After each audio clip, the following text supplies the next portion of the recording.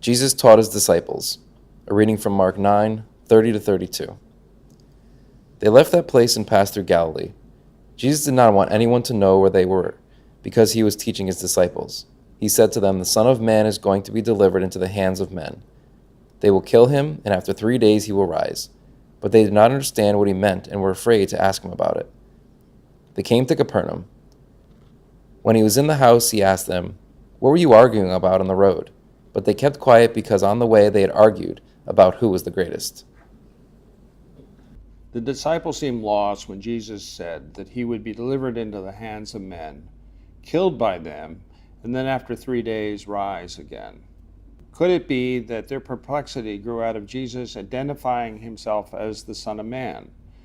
While Isaiah identified the Messiah as a suffering servant, Daniel described this Son of Man as a conquering warrior. "In my vision at night I looked, he said, and there before my eyes was one like a Son of Man coming with the clouds of heaven. He was given authority, glory, and sovereign power. All people, nations, and men of every language worshipped him." If this was the lens the disciples used to identify Jesus as the Messiah, then it is understandable why they were confused.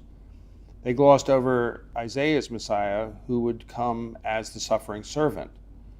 Jesus says the suffering servant must come first.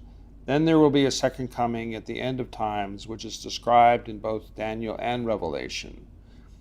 The disciples narrowed the Son of Man to their own interpretation, leaving aside the more complex picture. Their narrow lens distorted their understanding of what was actually happening.